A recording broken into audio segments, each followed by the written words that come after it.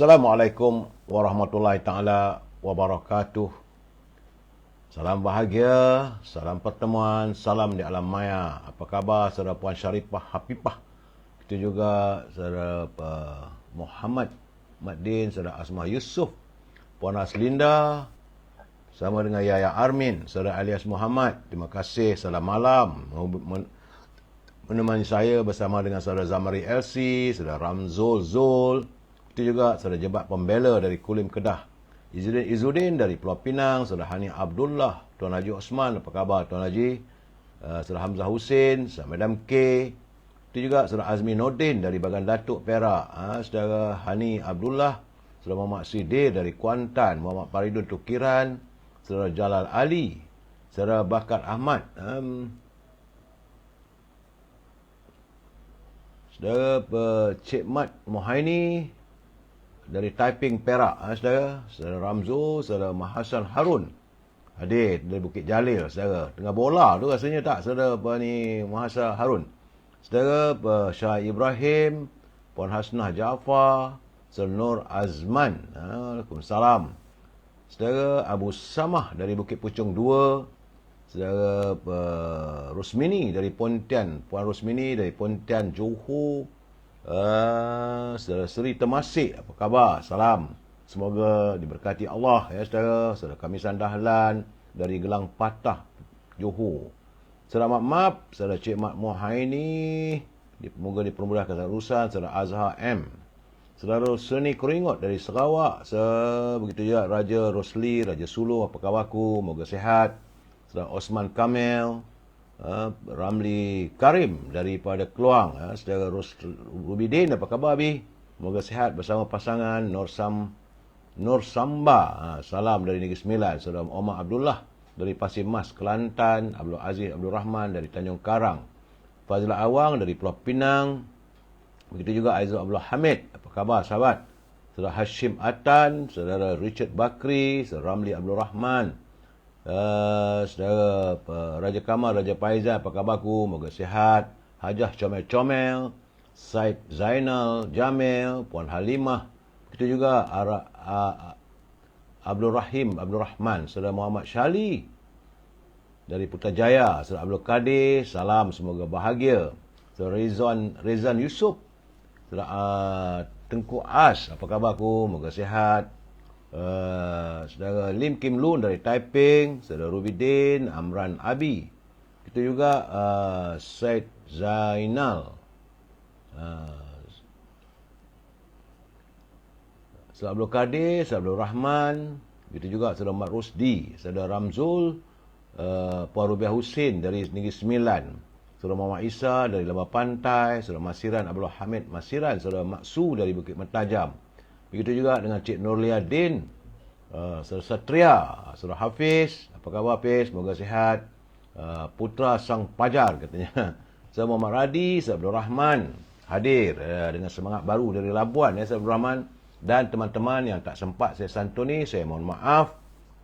Akan saya santuni usai pencerahan ini saudara. Sekarang hari ini, hari Selasa, tanggal 17 Oktober. Hari yang ke-1308.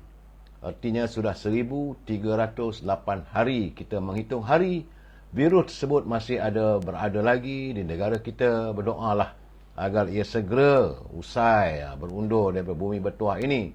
Bagaimanapun untuk teman-teman, saya doakan agar anda beroleh kesihatan, tapi jangan lupa melakukan penjarakan sosial dan menjaga kebersihan diri serta keluarga kita. Ya, Kakanda Zainal, saudara Wahab Zain, saudara Yamun, saudara Abdul Aziz Salamadani dari Miri Sarawak, adanya saudara Satria, saudara Putra Sang Pajar dari Ulu Selangor, saudara Azman Nordin, saudara Nur Ali, Isuk katanya, Emilia, apa khabar? Saudara Jakal Linglung Salamadani dari Pulau Pinang, Puan Hamidah Kamat, salam untuk semua pelayar-pelayar katanya. Baik saudara, izinkan saya mengambil masa sahabat-sahabat, tak lama lah saudara, dalam 3 minit saja untuk menyantuni e-commerce. Harus berniaga, carilah rezeki yang baik saudara. Kalau anda mempunyai produk, jangan lupa hubungi Al-Azhar di talian 0113304141. membolehkan saya mewawarkan produk anda. Al-Azhar memasarkan setangi al-bakurnya dan juga minyak wangi dari tanah Arab yang dibuat berasaskan dari pati kayu gaharu. Kalau tak dapat hubungi Al-Azhar, boleh hubungi Siti Farehah di talian 017 711-4300, saudara. Jangan lupa, kalau hubungi Siti Farehah, dendeng manis Siti Farehah dan simpulan kasih Cik Siti. Teman-teman yang tinggal di Lembah Kelang, mahu bekalan buah-buahan terus dihantar ke rumah anda, grade AAA, kiwi, cherry, anggur dan sebagainya. Harga di bawah harga pasar, lebih murah, saudara. Boleh hubungi Syauqi di talian 012-357-5703. Dan akhir sekali, jangan lupa Popiah Sira Lady Maria. Sedap, saudara. Rangup, manis, pedas dan harga rahmah. Masih lagi harga lama. Tak ada mahal-mahal mana pun, saudara. Mampu rasa, mampu milik.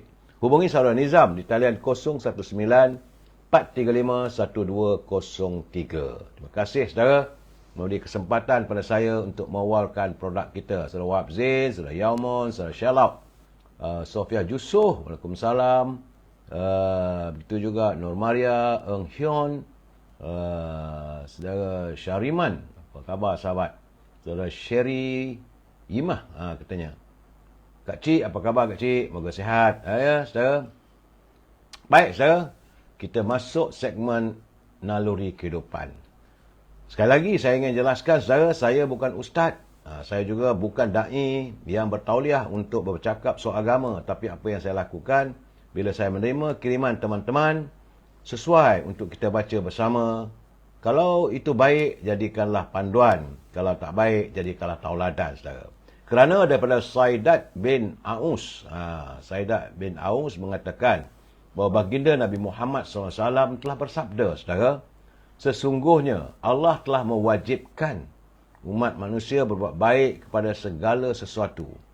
Malahan jika kalian membunuh, maka bunuhlah secara baik. Dan jika kalian menyembelih, maka sembelihlah dengan cara yang paling baik. Dan hendaklah salah seorang dari kalian menajamkan pisaunya serta tidak menyiksa kepada sembelihannya.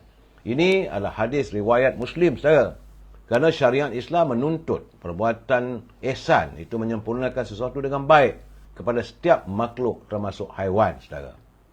Tidak boleh kita menyiksa atau merosakkan tubuh badan sebagai sasaran dan tujuan. Tidak juga boleh kita merobek-robek orang yang dihukum qisyah.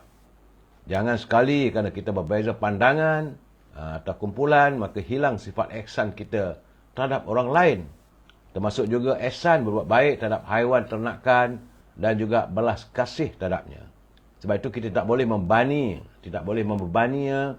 di luar kemampuannya serta tidak boleh menyiksa ketika mau menyembelihnya.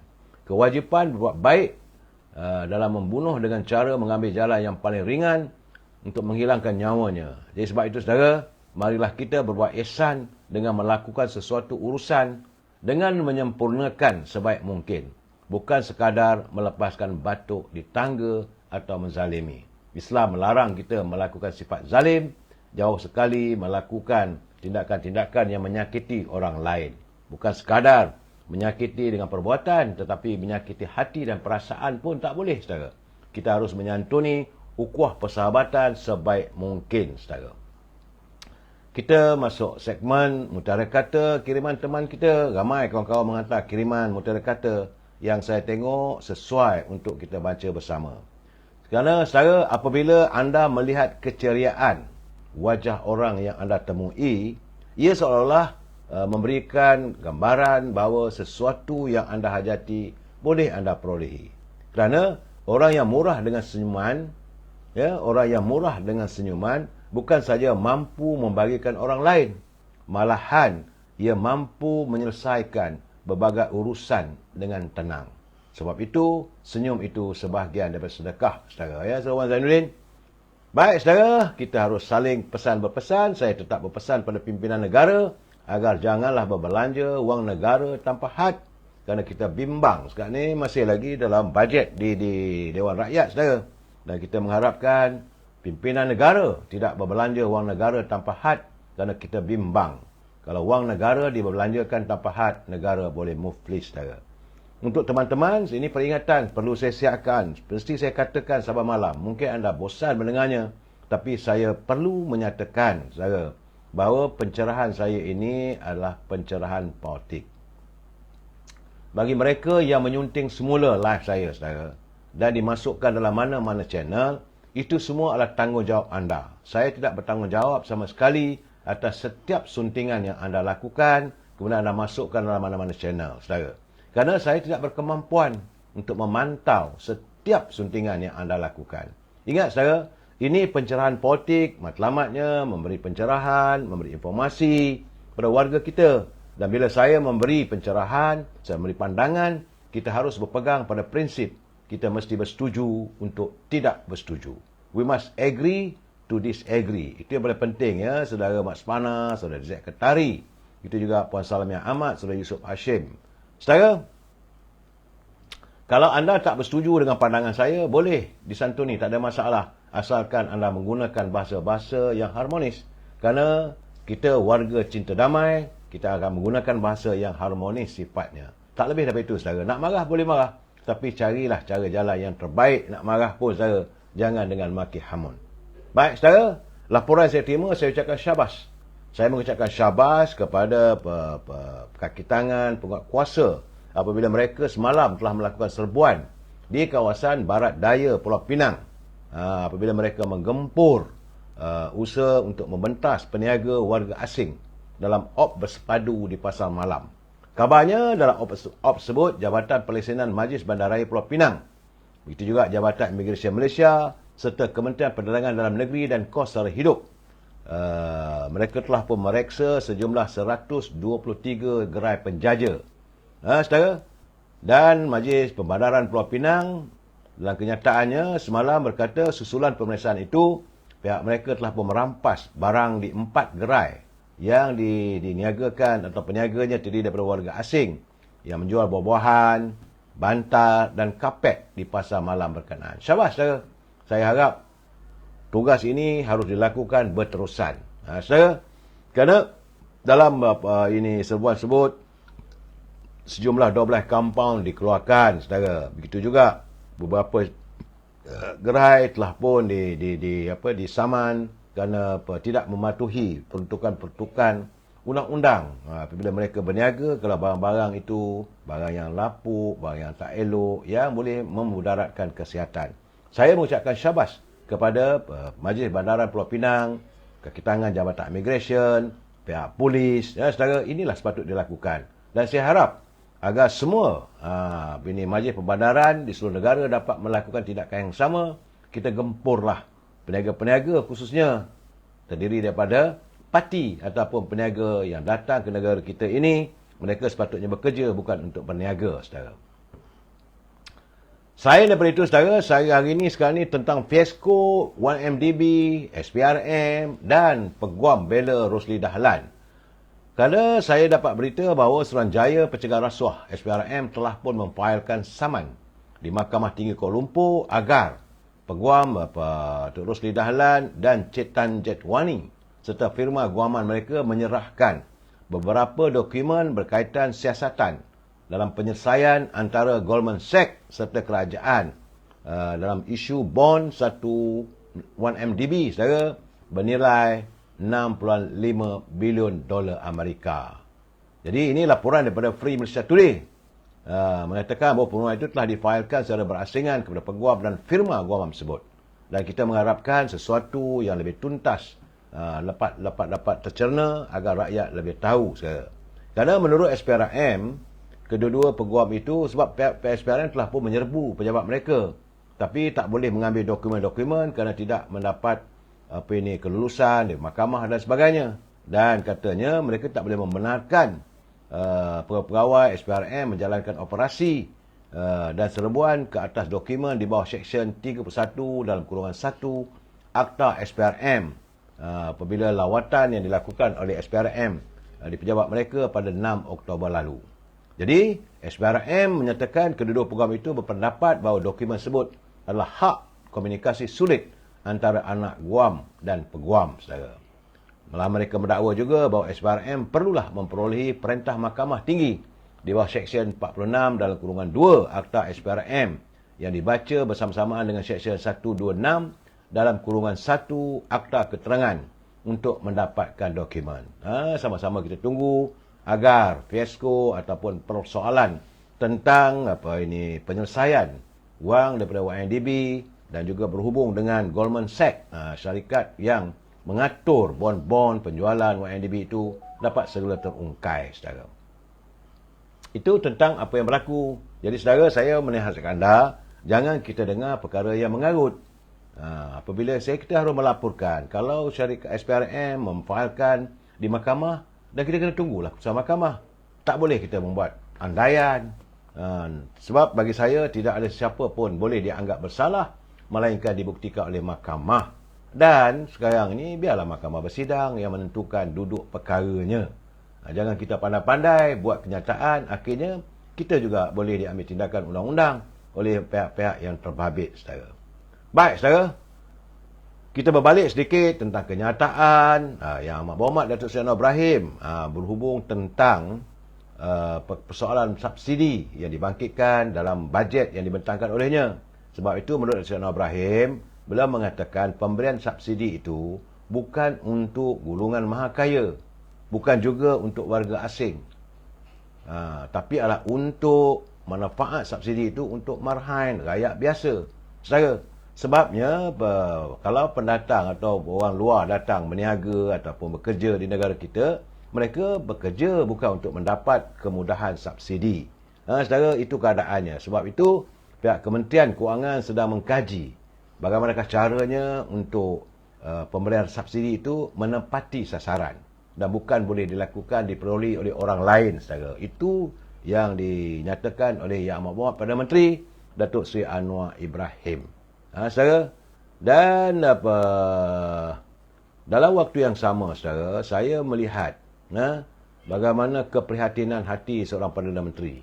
Datuk Seri Anwar Ibrahim, walaupun beliau sibuk dengan tugas, tapi apabila beliau mendapat kiriman surat daripada anak kecil, turut ditanganinya. Seorang anak kecil, saudara, bernama Mariam, telah menghantar surat kepada Perdana Menteri yang membuat aduan bahawa sekolahnya tandasnya kotor, tidak terurus dan sebagainya.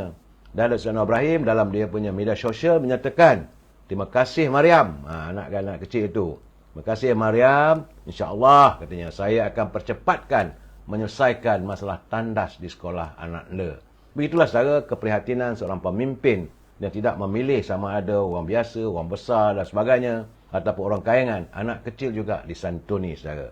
Sebab itu katanya, terima kasih. Saya akan berusaha dengan lebih teliti dan mempercepatkan untuk menyelesaikan masalah ini demi kesejahteraan anak-anak di sekolah. Itu kiriman dalam media sosial yang membuat Perdana Menteri, saudara. Malahan, sewaktu beliau memang dari dulu lagi, saudara, daripada sejak, saya ingat 5-6 bulan lagi, beliau setiap kali bila berbicara secara maya, beliau menekankan persoalan harapannya untuk melihat supaya sekolah-sekolah di mana pelajar-pelajar, tak kisahlah sama ada pelajar sekolah rendah, sekolah menengah dan pusat pengajian tinggi, yang paling penting adalah kebersihan di tandas. Memang itu lama dah setengah persoalan ini, tak ada siapa yang menangani. Tapi kecenderungan yang Amat Perdana Menteri kerana mahu melihat anak-anak yang menuntut ilmu mendapat suasana yang nyaman, yang segar. Saudara, contohnya macam tandas lah. Tandas ni kadang-kadang kalau tak jaga, berbau busuk. Macam manalah pelajar-pelajar kita, bila mereka nak buang air, terpaksa menahan. Ada kadang-kadang tu lebih teruk lagi, saudara, tambah-tambah lagi di kawasan luar bandar. Dan saya mengharapkan agar Yang Berhormat Menteri Pendidikan, Puan Fazilah, laksanakan ini secara berterusan kerana inilah harapan dan impian Perdana Menteri anda dan juga Perdana Menteri Rakyat Malaysia, saudara. Baik, saudara, dalam bercakap tentang soal pelajar-pelajar, banyak orang bertanya. Semalam pun saya dah bercakap dalam live saya bersama dengan Datuk Belasani. Sesungguhnya bahawa kerana persoalan itu tidak dicakap secara maya, tapi semua itu ada terangkum dalam bajet yang dibentangkan oleh Yang Amat Berhormat Perdana Menteri. Tapi kerana tidak spesifik, maka orang menyalah arti. Bila mereka bertanya apakah untuk tahun depan bantuan awal persekolahan ada tak ada lagi. Sebab waktu Datuk Seri Anwar Ibrahim menjadi Perdana Menteri, Dan beliau membentangkan bajet. Bajet pertamanya saudara, walaupun ia diwujudkan sebelum beliau jadi Perdana Menteri. Tapi waktu beliau menjadi Perdana Menteri, awalnya beliau menekankan bahawa persoalan paling penting sekali adalah bantuan awal persekolahan. Secara jelas sekarang saya menurut Kementerian Pendidikan bahawa bantuan awal persekolahan BAP tetap akan disalurkan kepada sekolah bermula bulan Januari 2024. Itu kenyataan yang dikeluarkan oleh Kementerian Pendidikan Malaysia semalam saya. Dalam kenyataan itu, bayaran tersebut akan diagihkan kepada semua murid secara tunai. Boleh juga dikreditkan ke akaun masing-masing tanpa mengira darjat, tanpa mengira kaum dan keturunan. Semua, asalkan dia itu seorang pelajar, sama ada di sekolah rendah, sama ada dia masuk darjah 1 ataupun di peringkat sekolah menengah. Secara menengah tinggi, bukan universiti di menengah. Mereka akan diberi peruntukan bantuan awal persekolahan, iaitu sejumlah RM150 seorang. Jadi selalu saya katakan, kalau gitu, bagi sebuah keluarga yang punya anak, katalah 5 atau 6 orang. Kalau 150 kali 6, ada RM900. Ini akan melegakan ibu bapa untuk persiapan awal persekolahan. Sebab kita sekarang ni dah mula nak masuk ujung tahun. Ujung tahun, semualah ibu bapa dah mula risau apa nak jadi kalau wang tak cukup dan sebagainya. Sebab itu, Belanjawan 2024 telah pun memperuntukkan sejumlah 788 juta 130,000. 788 juta 130,000 khusus untuk bantuan awal persekolahan yang diberikan kepada sejumlah RM150 seorang kepada sejumlah 5,254,200 ringgit. Itu peruntukan. Jadi saudara jangan usah hati, jangan risau, bantuan awal persekolahan tetap ada. Awal Januari pergi sekolah, anda akan perolehi, kalau anak seorang dapat RM150, kalau 4 orang dapat RM600. Jangan risau-risau, teruskanlah kehidupan kita. Sebab sekarang ni apa yang dilakukan oleh pihak pimpinan negara saat ini dalam pembentangan bajet dan sebagainya, mereka tidak melakukan, jadi kerajaan tidak akan memansuhkan subsidi dengan secara serentak. Sebaliknya, pelaksanaan memansuhkan subsidi ini adalah melalui proses secara beransur-ansur. Demikian menurut Ketua Setiausaha Pembendaraan, Datuk Johan Mahmud, dalam satu kenyataannya, saudara. Katanya, langkah memansuhkan semua subsidi dalam satu masa akan meningkatkan kos sara hidup dan menjejaskan pertumbuhan perniagaan dan pelaburan di negara ini, katanya. Jadi, buat masa ini, kerajaan sedang mengkaji untuk menarik balik beberapa subsidi sementara dan secara beransur-ansur. Sebagaimana yang telah dijelaskan oleh Yang Berhormat Perdana Menteri dalam pembentangan bajet baru-baru ini, antara yang telah dirancang adalah penarikan subsidi ayam dan telur selepas mengambil kira keadaan bekalan ayam, bekalan telur yang telah pun dalam keadaan yang stabil. Itu menurut kenyataan daripada Ketua Setiausaha Pembendaraan, Datuk Johan Mahmud, American, saudara.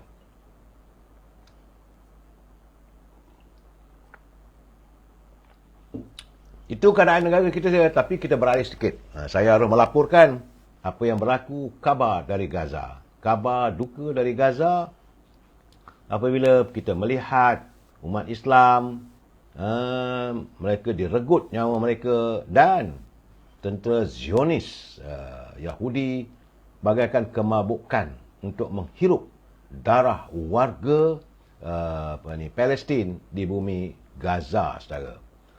Sebab itulah sekarang kena OIC, dia daripada Riyadh, saya mendapat laporan bahawa Pertubuhan Kerjasama Islam, OIC, akan mengadakan mesyuarat tergempar jawatankuasa eksekutif badan itu besok, saudara, bagi menangani situasi ketenteraan yang dilihat semakin meruncing dan ancaman terhadap orang awam di Gaza, saudara. Memetik laporan Saudi Gazette, mesyuarat tergempar itu dilakukan atas jemputan Arab Saudi yang mempengerusikan sesi semasa sidang kemuncak Islam dan jawatankuasa eksekutif OIC. Jawatankuasa Eksekutif Pertubuhan akan mengadakan mesyuarat luar biasa secara terbuka yang mendesak di peringkat menteri untuk menangani situasi ketenteraan yang semakin memuncak di Gaza.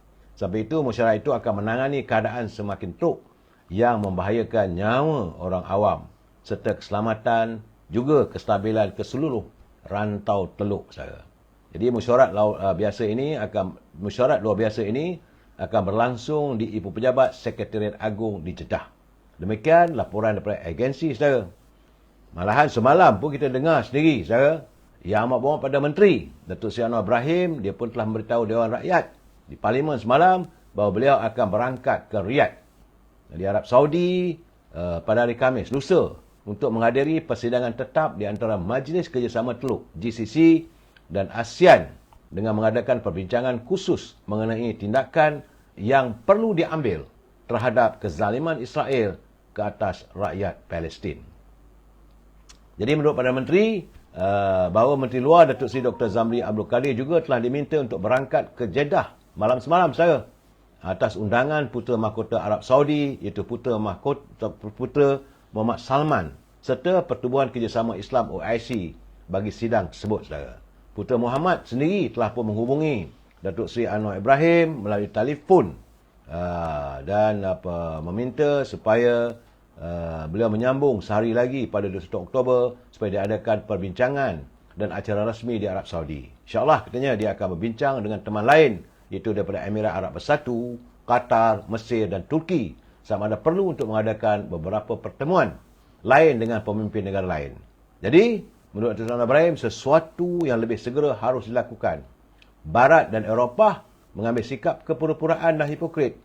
Jadi, yang nampak keras macam Rusia dalam isu, begitu juga mereka Barat dan Eropah ni, mereka dilihat begitu keras dalam isu Ukraine dengan Rusia, tapi tidak atas kezaliman yang dilakukan oleh tentera Zionis.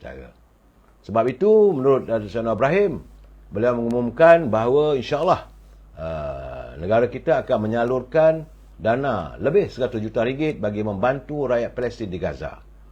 Ia akan disalurkan ke tabung kemanusiaan dan perubatan Palestin selewat-lewatnya minggu ini.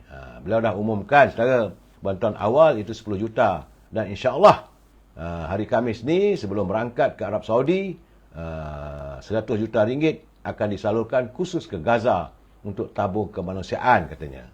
Yang katanya saat ini suasana di Gaza begitu mendesak saudara.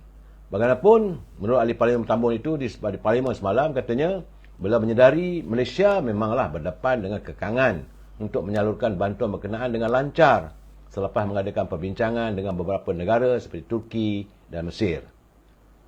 Malahan, menurut Perdana Menteri, Israel masih lagi berkeras enggan membuka sempadan mereka.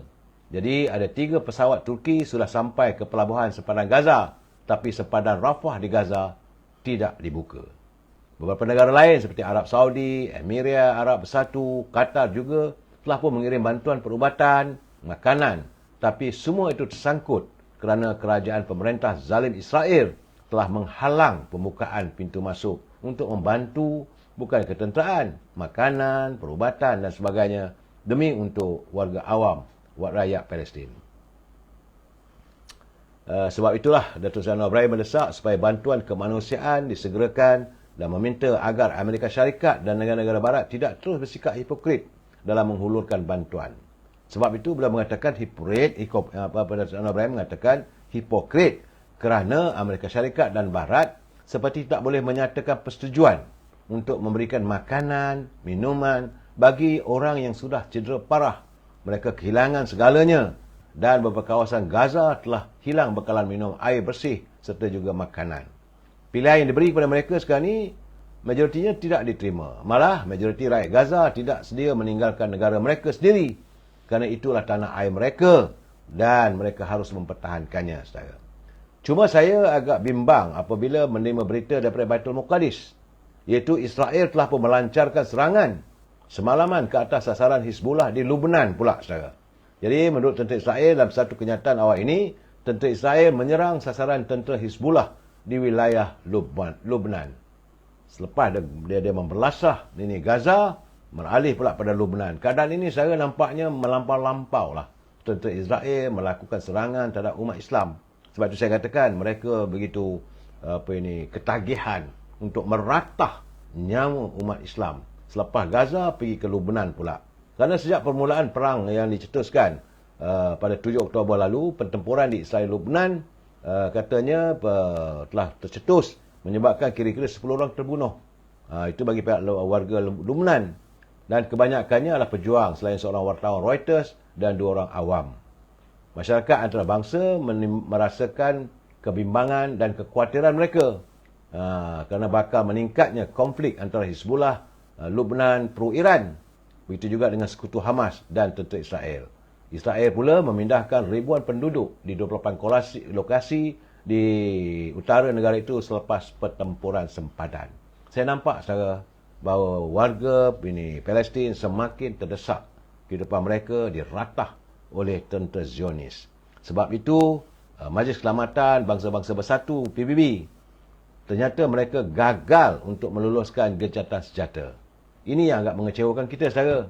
Apabila resolusi Majlis Keselamatan Pertubuhan Bangsa-Bangsa Bersatu, PBB, yang dicadangkan oleh Rusia bagi menggesa gencatan senjata kemanusiaan di semenanjung Gaza, gagal diluluskan semalam. Manakala undian ke atas teks berbeza Brazil ditangguhkan hari ini. Jadi draft resolusi itu menerima 5 undi menyokong dan 4 undi menentang. Itu keadaannya saudara. Amerika Syarikat, Rusia, China, Perancis dan Britain menganggotai sebagai anggota tetap di Pertubuhan Bangsa-Bangsa Bersatu. Jadi sebenarnya hari ini seluruh dunia menanti dengan penuh sabar apakah Majlis Keselamatan Bangsa-Bangsa Bersatu akan mengambil langkah untuk menamatkan pertumpahan darah yang begitu tragis di bumi Gaza. Itu keadaannya. Kita berdoalah saudara agar sesuatu dapat dicapai. Baik saudara, setakat itu yang dapat saya laporkan kedudukan di Gaza. Balik-balik ke negara kita sekarang ni, saya melihat bagaimana persidangan Dewan. Saudara, negara Arab tak bersatu sebab masing-masing jaga kepentingan sendiri dan perbezaan mazhab. Betul saudara, itu keadaannya. Kita memang concern. Sebab kita warga yang cinta damai. Saudara kita bila melihat saudara kita disembelih hidup-hidup oleh tentera Zionis, tentulah kita rasa marah. Tapi kita melakukan protes, kita menyatakan kita punya kebimbangan, tetapi mereka tak indahkan. Orang Arab ini masalahnya saudara. Sudahkan OIC, PBB pun.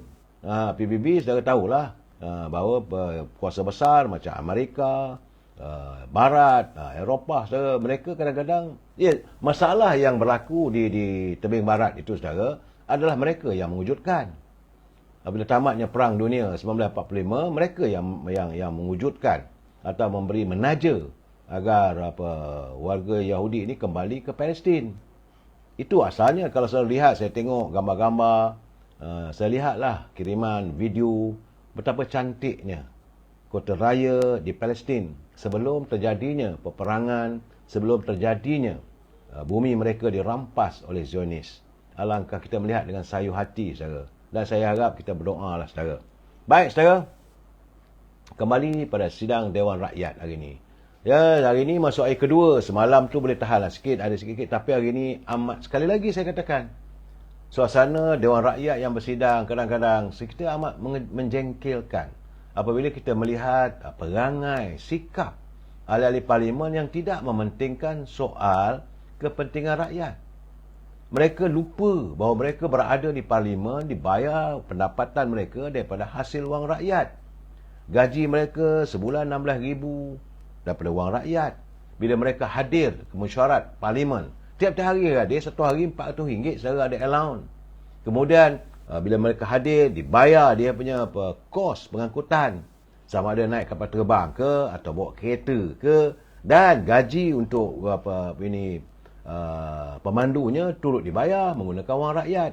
Bila mereka berada di Kuala Lumpur ni sepanjang sebulan dah mesyuarat, dan kos untuk penginapan mereka juga ditanggung sepenuhnya.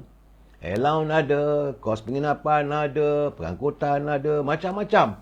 Tetapi apakah mereka menggunakan parlimen itu untuk membincangkan soal rakyat? Ini yang agak menjengkelkan dan membosankan saya. petang dan pagi tadi boleh tahan juga saya. Pagi tadi okey, nampak gayanya adalah slow, tapi adalah isu-isu rakyat yang disantuni.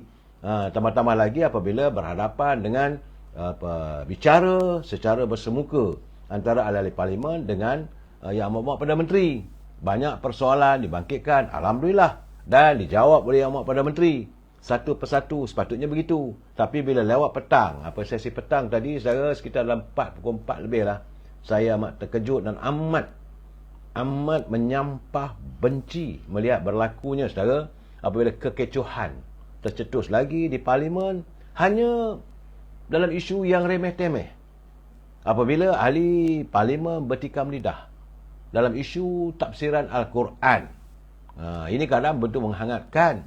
Sewaktu perbahasan rang undang-undang perbekalan, dia tercetus, saudara, apabila Ahmad Marzuk Syari, iaitu ahli parlimen Pengkalan Cempa di Kelantan, dia membangkitkan benda dah sepatutnya dah selesai. Apabila Yang Berhormat Howard Lee, dia itu ahli parlimen daripada Ipoh Timur, dia telah pun berjumpa dengan Menteri Agama, mohon maaf, tapi hari ini dibangkitkan lagi, saudara. Apabila Datuk Ahmad Marzuk Syari, ahli parlimen Pengkalan Cempa, membangkitkan tindakan Howard Lee yang didakwa membuat tafsiran sendiri terhadap ayat Al-Quran.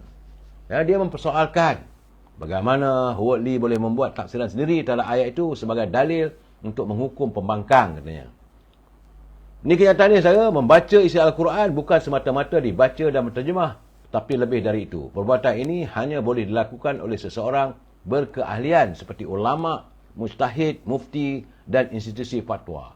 Bila dia menyatakan begitu di parlimen, saudara, apakah dia lupa waktu mereka bersama dengan DAP dulu, ada juga pemimpin-pemimpin DAP yang mengaku macam-macam, saudara. Ada yang mengaku bahawa mereka bukan hanya mentafsir Al-Quran, bukan menggunakan ayat suci Al-Quran dalam dia punya kempen-kempen, malahan ada yang mengaku sampai ke peringkat bermimpi jumpa Nabi. Jangan lupa, tapi itulah didengungkan di parlimen lagi hari ini. Akhirnya, bila persoalan itu dibangkitkan di parlimen sekali lagi, tentulah Yang Berhormat Howard Lee, dia bangun. Dia kata, kenapa persoalan itu dibangkitkan lagi? Dia pun dah minta maaf dan sebagainya. Dan minta supaya ditarik balik lah kenyataan tersebut. Tapi kedegilannya dia tak mau bertarik balik. Akhirnya, masa persidangan parlimen terhabis. Habis lebih kurang dalam 25 minit, saya. Walaupun timbalan speaker, Datuk Ramli berusaha untuk menenangkan keadaan. Tapi nampak gayanya, saudara, itulah suasana di parlimen hari ini tiba-tiba jadi begitu. Kita mengharapkan sebab mereka dalam peringkat membahaskan isu-isu dan juga tentang usul belanjawan ataupun bajet. Sepatutnya terus bagi poin, bukan singgung-menyinggung, bukan kata mengata. Ini yang saya lihat, bagi saya lah, satu benda yang mengarut. Tak sepatutnya persoalan itu dibangkitkan di parlimen. Benda dah bagi saya dah habis selesai, tapi seolah ada dendam. Lain-lain tak ada, saya. Kononnya Howard Lee tidak mempunyai istilah. Timbullah. Malahan apabila secara terbuka dalam dewan tersebut, dia mengatakan bahawa DAP itu parti KP. Dan ini tentulah membangkitkan kemarahan di kalangan warga DAP. Saya bukan nak membela DAP, saya, tapi dalam parti DAP itu ada juga orang Melayu beragama Islam. Yang Safura ada, saudara, ahli parlimen daripada Bangi, dia juga Melayu Islam. Jadi kalau tuduh parti mereka itu parti KP, apakah mereka KP? Ini keadaannya kadang-kadang kita menggunakan bahasa-bahasa tak menentu. Saudara. Jadi sebab itu mendapat bantahan. Tapi bagaimanapun akhirnya, selepas pimpong, tarik baliklah kenyataan itu. Bagi saya tak sepatutnya dilutarakan, sepatutnya bila ditegur, dia terus berhenti dan menarik balik kenyataan. Apalah salahnya, tapi nak menegakkan benang basah. Itu keadaan sekarang, saudara. Saya macam hari ini, semalam, saya bangga melihat ahli parlimen yang juga merupakan ahli parlimen Titi Wangsa, Ketua Perhubungan UMNO Selangor, UMNO Wilayah, Datuk Sri Johari Abdul Ghani. Saya melihat argumen dan cara beliau berbahas di parlimen memang semata-mata mementingkan soal isu rakyat. Malahan beliau mengingatkan bahawa negara sedang menghadapi suasana global stagflation, iaitu keadaan pertumbuhan ekonomi yang agak perlahan. inflasi yang tinggi dan kadar pengangguran yang tinggi menjelang tahun 2024. Sepatutnya itulah yang dibahaskan. Itulah yang diingat kepada kerajaan. Saat kerajaan menyediakan bajet untuk tahun 2024, perlu diingatkan. Kerana dalam keadaan hari ini, kita kadang-kadang mereka alpa. Seronok tak tentu arah. Konon aku jadi wakil rakyat, dah jadi ahli parlimen, boleh cakap sembrono. Soal rakyat tak usah penting sangat. Tapi saya lihat Datuk Johari begitu jelas. Bila menceritakan bagaimana harga komoditi dunia terus dalam keadaan melambung sepanjang 3 tahun dulu. Tapi apakah akan datang? Bagaimana keadaan di 2024? Barang-barang macam menjaga jagung, beras, padi dan sebagainya. Ini semua akan berhubung kait dengan kehidupan rakyat. Saya rasa saya bangga. Saya bangga mempunyai pimpinan daripada UMNO seperti Datuk Johari Gani. Dia kata ekoran itu kerajaan belanjakan hampir 38 bilion hanya semata-mata untuk mengawal harga ayam dan telur. Jadi dulu dia kata kita tak pernah pun subsidi sebab ayam dan telur adalah self-sustain. Sebab ayam lebih 100%, pengeluaran dan telur 110%, dan tak pernah tak cukup. Tapi apabila harga komoditi meningkat begitu tinggi macam jagung dan sebagainya untuk makanan ayam itu, maka timbullah masalah katanya. Dalam pada itu beliau mengingatkan bahawa saat ini katanya kadar pengangguran menurun pada paras 34%, tapi skill related underemployment masih lagi kurang selepas pandemik COVID-19. Jadi sebab itu kata Datuk Seri Johari, jangan kita terlepas pandang. Terdapat 1.9 juta ketika ini warga kita yang menjadi penganggur berbanding 1.3 juta sebelum COVID menyerang negara kita. Ini realiti ekonomi sebenar yang sedang kita hadapi katanya. Di saat-saat gini, kelembapan ekonomi global berlaku dan beliau mengingatkan supaya tahun-tahun mendatang 2024 bukanlah suatu tahun-tahun yang mewarnai suasana yang tenteram, yang santai. Tidak. Jadi rakyat dia perlu diingatkan. Saya setuju, itulah caranya sepatutnya sebagai ahli parlimen, bercakap di parlimen, gunakan dewan itu. Pertama, ingatkan kerajaan, ingatkan rakyat saya. Itulah keadaannya. Jadi saya haraplah secara dalam keadaan ini wakil-wakil rakyat kita sepatutnya lebih mementingkan soal kehidupan rakyat. Sebab itu hari ini saya melihat ahli-ahli parlimen menurut speaker tidak lagi dibenarkan untuk membuat penstreaman. Itu buat siaran langsung sendiri, meletakkan parenti supaya orang boleh tengok melalui live-nya. Sedang menurut speaker Tan Sri Dr. Johari, dia kata sekarang ni parlimen dah ada live menggunakan radio, RTM, TV3 dan sebagainya. Jadi tak perlulah ahli-ahli parlimen pula sibuk-sibuk buat live sendiri dalam dewan. Jadi sepatutnya setiap ahli parlimen dia konsentrate, memberi tumpuan sepenuhnya kepada perbahasan. Tapi tadi saya nampak berbalah lagi lah apabila ahli parlimen Arau dia mempertikaikan keputusan parlimen itu. Saya merasakan benda yang tak sepatutnya dibangkitkan. Apabila speaker dah buat ruling, sebab nak kata laporan tak diterima, kita semua dapat tahu. Ada laporan secara live dibuat daripada parlimen. Tapi masih lagi nak gunakan letak telefon 3-4 telefon depan. Ini gambarannya ahli-ahli parlimen kita ni kadang-kadang pemikiran mereka begitu jumut lah saudara. Saya agak terkesan dan rasa gembira juga apabila Yang Amat Berhormat Datuk Seri Anwar Ibrahim dia tegas mengatakan kali ini untuk tahun yang akan datang ni saudara, bahawa semua universiti tidak lagi boleh menolak kemasukan mana-mana pelajar miskin hanya kerana mereka tidak mampu membayar yuran pendaftaran pengajian di universiti. Ini perlu disambut baik saudara. Ini perlu kita sambut baik dan kita ucapkan terima kasih.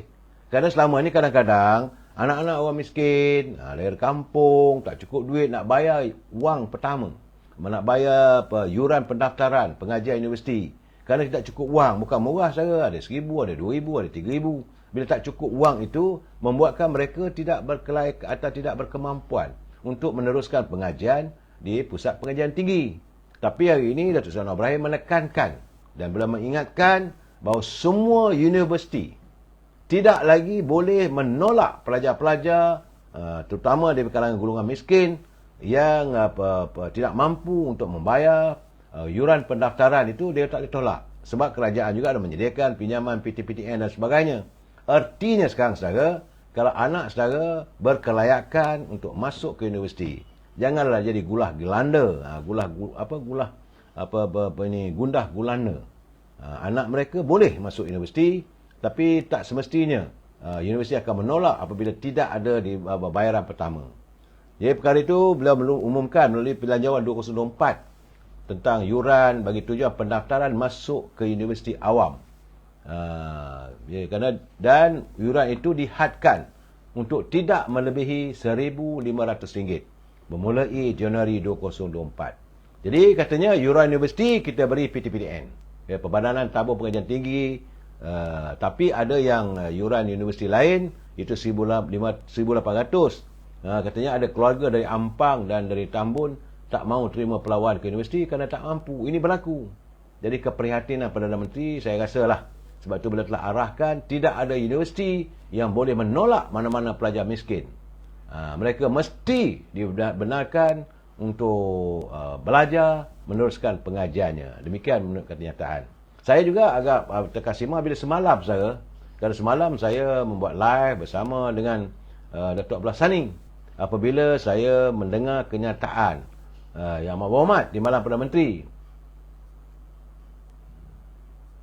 Saudara Marano betul, bukan saja yuran, banyak persediaan nak dibuat, dan semua itu perlu wang. Sebab itu sekarang ni PTPN ada. Dan PTPTN tu semalam saya dengar Datuk Liza selaku pengurusi PTN menyatakan kerajaan ada menyediakan cukup untuk mereka buat pinjaman, dan seandainya mereka belajar dan memperoleh kelulusan yang cukup membanggakan, maka pinjaman itu boleh dikonvertkan sebagai beasiswa. Tapi kalau masuk dapat duit itu untuk enjoy, tak belajar, akhirnya kena bayarlah, dia anggap sebagai hutang. Ya saudara, ini soal yuran apa semua tu sekali ni jangan kita pening-pening kepala. Saya bercakap terima kasih lah. Sebab itu saya dah bercakap terus terang, semalam pun saya katakan bahawa bajet yang dibentangkan oleh Datuk Anwar Ibrahim, kemarin dulu pun saya katakan, ini adalah bajet Robin Hood. Maksud saya Robin Hood tu apabila yang miskin, warga marhain dipertahankan. Saudara Rafflesia Himalaya, dia kata first class owner tak perlu bayar PTPTN. Saya tak tahu lagi macam mana kelulusan soal bayaran di Pusat Pengajian Tinggi. Tapi kenyataan Datuk Anwar Ibrahim itu agak mengembirakan saya. Artinya warga yang miskin tegar dapat peluang untuk merubah kehidupan mereka untuk menjadi siswazah di pusat-pusat pengajian tinggi. Berbalik pada kenyataan Yang Amat Berhormat Datuk Seri Zahid Hamidi, saya semalam beliau mengatakan bahawa kerajaan sudah bermula meneroka sekitar 4,839 hektar tanah di Sabah dan Sarawak untuk dijadikan kawasan tanaman padi. Ini adalah sebahagian daripada usaha kerajaan untuk memastikan soal keterjaminan makanan dapat dilaksanakan. Sebahagian daripadanya. Sebab dia mengambil contoh apa yang berlaku di seberang Perak. Perampiran dengan kawasan beliau mewakili kawasan Ahli Parlimen dan Bagan Datuk. Tempat nampaknya seberang Perak punya pertanian yang selaut mata memandang mencapai kejayaan. Sekolah perkara itu juga lah yang akan dibawa ke Sabah dan Sarawak. Jadi melibatkan tanah sekitar 4,839. Benar apabila saya mendengar juga semalam apabila Datuk Syafiq Abdal mempersoalkan bagaimana soal irigasi ataupun pengaliran air, keperluan air, semua itu akan ditangani. Dan saya ucapkan syabas atas kepimpinan Kementerian Pembangunan Luar Bandar untuk mengatasi persoalan ini. Dan saudara, itu gambaran yang saya dapat. Yang perlu saya jelaskan, saya ucapkan tahniah pada Presiden UMNO saya yang begitu prihatin untuk menyelesaikan masalah keterjaminan makanan. Tapi saya suka juga hari ini, saudara, bila saya mendengar kenyataan daripada Datuk Muhammad Syafiq daripada Sabah. Saudara, beliau melakukan, saudara Datuk Syafiq Abdal ialah ahli parlimen daripada Sempurna. Apabila beliau mendakwa mengikut kajiannya, ini yang saya katakan penting, bukan cerita yang mengarut. Bukan cerita soal benda yang lepas, adanya ahli daripada DAP yang bercakap soal agama, itu jadikan isu. Saya suka dengar argument yang dibawa oleh Datuk Seri Muhammad Shafie Apdal yang mewakili Parlimen Sempurna. Dia kata bahawa dia melihat dari bajet itu seolah-olah tiadanya garapan untuk membasmi kemiskinan bagi 8 daerah di Sabah dalam belanjawan yang dibentangkan. Jadi dia berharap agar kewangan yang begitu besar haruslah juga disalurkan kepada sektor-sektor yang memerlukan. Contohnya dia kata peruntukan untuk sekolah-sekolah menengah, sekolah-sekolah rendah. Tapi sebagian besar dia melihat seolah hanya di Semenanjung, bagaimana di Sabah dan Sarawak. Jadi saya rasa itulah teguran yang terbaik, saudara. Jadi sebab kata yang ada pun saya tengok katanya sekolah-sekolah rendah. Yang ada masih berpapan. Kalau pergi Kota Belud katanya, tak jauh dari Kota Kinabalu. Lihatlah sendiri keadaan sekolah. Yang ini beliau inilah dikatakan pejuang rakyat. Sebab kita melihat daerah macam terdapat 8 daerah yang masih lagi dikategorikan dalam kawasan kategori termiskin di Malaysia. Itu Kudat, di Pitas, Kota Belud, Kota Marudu, Beluran, Telupit, Tonggot dan Nabawan. 8 kawasan ini masih lagi berada dalam paras kemiskinan dan perlu diperjuangkan. Saya ucapkan syabas pada Datuk Shafie Apdal. Sebenarnya saudara, apa yang berlaku di Dewan Rakyat sekarang ini selama sebulan ini adalah untuk ahli parlimen menyuarakan, dan semua yang mereka lahirkan itu akan diambil notanya oleh menteri-menteri untuk dilaksanakan. Sebab bajet ini belum diluluskan. Itu yang dikatakan bila bajet ada perangkaan, dan bila dah bincang baik-baik barulah dimasukkan. Kenyataan daripada Datuk Shafie Apdal sudah pasti akan diterangkum dalam penggulungan nanti sebelum bajet ini diluluskan. Ini kena faham, saudara. Bukan mana sekarang apa diumumkan itulah. Tidak. Boleh dijadi penambahbaikan bajet itu. Sebab saya rasa saya ucapkan syabas pada Datuk Shafie Apdal dan Datuk Johari Gani. Sebab Datuk Johari Gani mewakili warga kota. Warga yang saya katakan gated society ataupun warga metropolitan yang kehidupan mereka pasti tertekan menjelang kehadiran tahun 02-024. Sebab itu beliau mahu diadakan penambahbaikan dalam bajet ini, dan di samping itu mengingatkan pimpinan negara supaya lebih peka kepada suasana ekonomi yang mendatang, supaya garapan bajet ini dapat menepati sasaran. Itu yang disuarakan. Saya bangga, saya. Apa yang disuarakan oleh Datuk Shafie Apdal mewakili warga dari Sabah dan Sarawak, supaya kemiskinan tegar yang diharapkan oleh Yang Amat Perdana Menteri itu dapat terlaksana. Sebab itu soal pemberian tunai dari subsidi pun betul juga, saudara. Agar sebagaimana kenyataan dari Yang Amat Perdana Menteri, pihak kerajaan juga sedang berkira-kira untuk melaksanakan pemberian tunai subsidi ini, saudara, sebab untuk mengelakkan daripada orang luar yang tak sepatutnya mendapat subsidi, mereka enjoy ataupun menikmati subsidi. Sedangkan subsidi itu untuk warga kita, rakyat negara kita. Mereka yang datang sini cari kerja, mereka bekerja lah. Bukan untuk menikmati segala subsidi yang kita sediakan. Sebab itu saya ada perbandingan, tapi saya rasa waktu tidak mengizinkan kita, sebab saya nak bercerita sedikit saudara tentang kedudukan bagaimana akhirnya saudara Iskandar Zulkarnain, iaitu ahli parlimen Kuala Kangsar. Banyak orang mengatakan Datuk Seri Hamzah Zainuddin selaku Ketua Pembangkang, selaku Siswa Agung Barisan Perikatan Nasional, dia mengatakan bahawa ahli parlimen Kuala Kangsar, Datuk Iskandar Zulkarnain Abdul Khalid itu, dia menyokong Datuk Seri Anwar Ibrahim kerana ada tekanan. Hari ini secara terbuka, Datuk Iskandar menyatakan beliau menafikan dakwaan yang bila dia mengisytiharkan sokongan kepada Perdana Menteri adalah kerana diancam dengan tuduhan rasuah. Sebab itu ada kenyataan dalam The Star, saudara. Datuk Iskandar Zulkarnain, beliau merupakan wakil rakyat pembangkang, tapi beliau akan mempertahankan alasannya berbuat demikian supaya dana kerajaan dapat disalur kepada pengundi kawasannya, dan bukan kerana beliau ditekan oleh SPRM dan pihak-pihak lain sebagaimana yang dinyatakan oleh Datuk Seri Hamzah Zainuddin. Jadi katanya sepanjang perkhidmatan saya dalam kerajaan, katanya tidak pernah terlibat dalam sebarang aktiviti jenayah, apatah lagi rasuah. Itu katanya dalam kiriman media sosial, saudara. Datuk Iskandar juga mengaku untuk memutuskan untuk menyokong Perdana Menteri kerana rakyat mahukan kestabilan politik, bukan tekanan. Dan sebagai wakil rakyat, ahli Parti Pemilu Bersatu itu menyatakan beliau mengadakan pelbagai sesi libat urus dengan pengundi daripada pelajar, daripada guru, pemandu, e-hailing, penjaja dan usahawan, dan beliau mendengar keluh kesah rakyat. Akhirnya beliau ambil keputusan untuk menyokong pimpinan Sun Ibrahim. Tak salah saya. Jadi dari sisi ini saya mendapati bahawa ramai penyokong, rakan dan pengundi saya letih dan kecewa dengan ketidakstabilan politik. Mereka mahu melihat agar kerjasama politik wujud atas nama kestabilan. Jadi saya harap dengan keputusan ini kerajaan akan menyediakan peruntukan kepada saya, kepada kawasan saya untuk manfaat dan kebajikan rakyat. Bagaimanapun dia kata dia tidak akan meninggalkan partinya dalam apa jua keadaan, kerana saya setia pada Bersatu. Tapi sokongan saya pada Sun Ibrahim sebagai Perdana Menteri.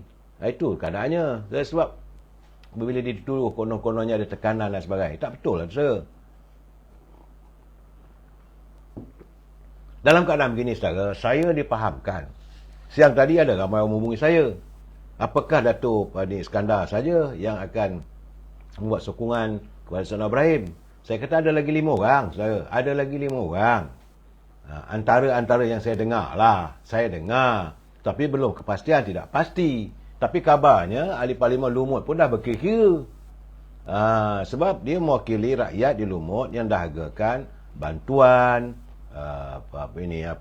pembangunan, supaya pihak kerajaan dapat membantu beliau melaksanakan tugas dan tanggungjawabnya sebagai wakil rakyat di Lumut.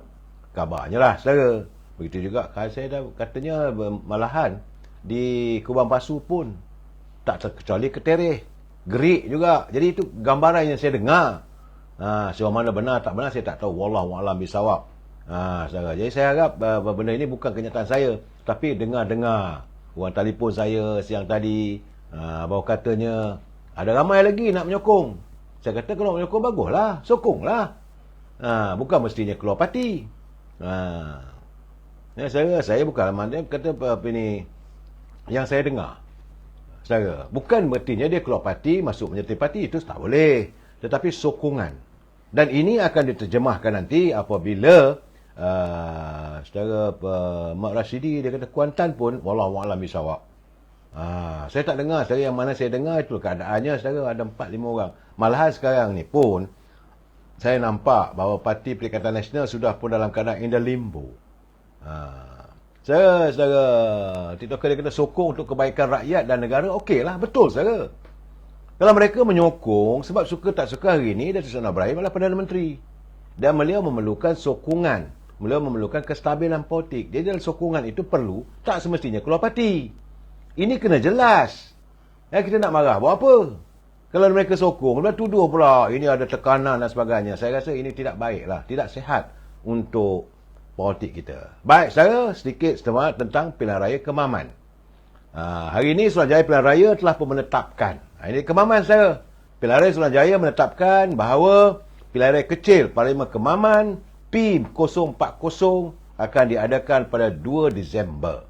2 Disember saya. Demikian menurut pengurusi SPR Tan Sri Abdul Ghani Saleh bahawa penamaan calon ditetapkan pada 18 November. Hari ini berapa bulan saudara? Hari ini 18 bersebulan lagi saudara. Pada 18 November. Sementara hari pengundian awal itu pada 28 November. Ini bulan Oktober, lepas Oktober, November. Jadi tempoh berkempen masih lagi 14 hari bermula selepas pengisytiharan calon yang bertanding pada 18 November. Sehinggalah jam 11.59 malam 1 Disember. Itu kena ingat tu saya. Kadang-kadang orang tak tahu apa yang berlaku macam di Pelangai. Belum apa-apa lagi dah berkempen. Sekarang ni Keman biarlah dulu, tunggu bila saja Suruhanjaya Pilihan Raya melakukan gazet. Orang ni dah sah dia calon. Berkempen lah anda. Demikian menurut itu Datuk Abdul Ghani dia kata PRK Parlimen Kemaman memerlukan peruntukan sejumlah. Saya tahu peruntukan untuk pilihan raya di Kemaman kali ini SPR saja Suruhanjaya pilihan raya memerlukan 3.5 juta ringgit saja. Sekali lagi wang rakyat dihabiskan hanya untuk mengadakan semula pilihan raya bagi kursi Parlimen Kemaman. Itu yang saya katakan.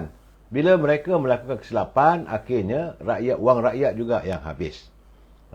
Sebab banyak lagi lah sebab nak lantik pegawai pengurus pilihan raya, kemudian penolong-penolong pegawai pengurus, peti undi. kertas undi dan banyak macam-macam dia. Dan katanya sejumlah 2,102 petugas. 2,102 orang petugas akan dilantik untuk mengendalikan proses pilihan PRK Kemaman. Dan 49 pusat mengundi biasa. Mengandungi 244 saluran serta 4 pusat mengundi awal bagi pengundi yang mengandungi 4 tempat saluran awal akan digunakan. Jadi keseluruhan jumlah pusat pengundian adalah sebanyak 53 buah dengan 248 tempat mengundi saluran. Itu katanya saya. Daftar pemilih pilihan raya kali ini akan digunakan yang terkini sehingga daftar pemilih tambahan setakat Ogos lalu yang dikemaskinikan pada 3 Oktober. Ia mengandungi sejumlah 141,790 pemilih yang terdiri daripada 141,382 pengundi biasa, 387 anggota polis, 9 anggota tentera dan pasangan serta 12 pengundi yang kini berada di luar negara.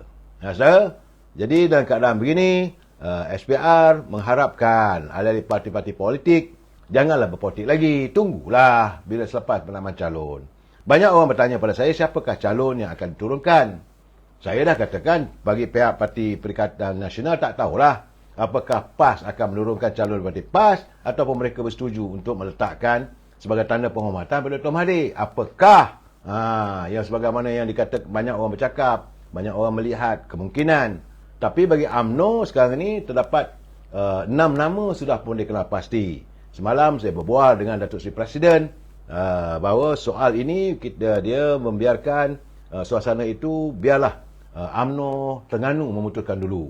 Dan semalam UMNO Terengganu telah pun mengadakan mesyuaratnya di Kuala Terengganu dan terdapat lebih kurang 5 nama telah pun di shortlisted. Secara dalam shortlisted itu saya tak boleh bagi nama lah, secara itu rahsia. Tunggulah apabila dipendek senaraikan. Tapi antara calon-calon yang begitu popular di kalangan ahli-ahli yang mahu melihat kalau nak tengok UMNO boleh berjaya, carilah calon yang bersih, yang baik dan ada yang tidak memeningkan kepala presiden. Antara calon popular yang saya dapat iaitu mantan calon Don Cukai, itu Datuk Abdul Rahim Husin dan juga ketua pemuda serta ketua wanita. Itu ada nama-nama yang disebut. Tapi apakah akan ada calon lain? Wallahu a'lam bissawab. Kita tunggu lagi perkembangan selanjutnya saudara. Rehat-rehatkan badan. Wabillahi taufiq wal hidayah. Assalamualaikum warahmatullahi taala wabarakatuh. Selamat malam. Terima kasih.